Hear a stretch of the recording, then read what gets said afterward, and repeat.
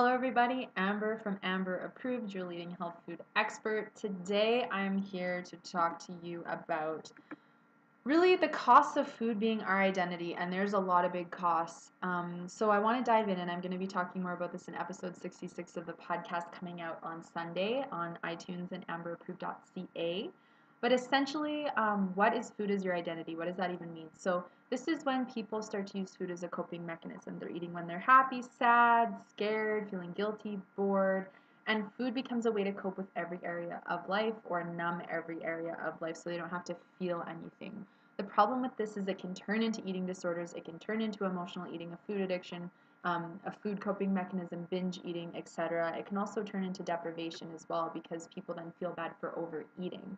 So I just want to go through some of the costs, which I think are huge for staying with food as your identity. So the first thing really is looking at the emotional end of having food as your identity. So I often find people will isolate themselves because they have gained weight and they're feeling really low self-esteem, so they don't want to be around other people or have other people judge them. They're lonely, they're sad, upset, they're trying to fill a void with food that will never be filled with food because it's a lack of self-love. They're angry at their bodies, hate yourself. There's just this vicious cycle going on, and your body is like literally crying inside. We deny ourselves of being social, don't date, you don't go traveling, you don't wear that bikini because you're self-conscious in your body.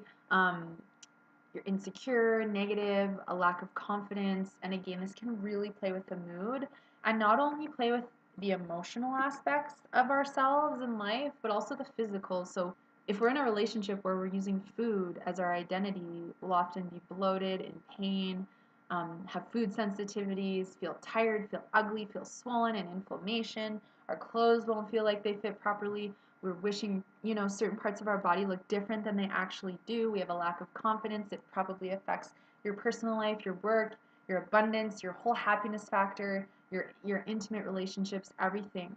And some of the biggest costs are that we let this get to the point where it makes us seriously sick or ill and it threatens our life.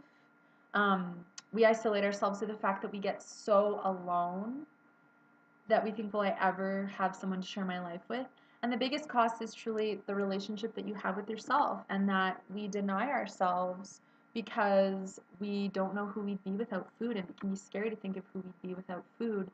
But let me tell you, freedom and a life of freedom, enjoyment, happiness, all of the beautiful things is what's possible from creating an identity without food being the leader.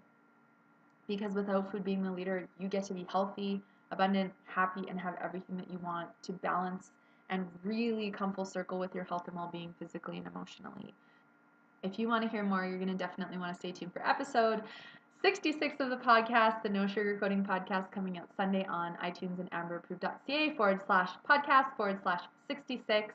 You can also click the links below in the show notes to get that information. And from February 12th to February 19th, I am hosting a February flash sale. So if you are secretly hating your body and you've been struggling with your weight and struggling to make changes, I highly encourage that you email me at info@amberapproved.ca with the subject line February flash sale to get more details and my gift to you and a great savings on my body freedom programs that can help to get you from this struggle and this upset to freedom without food.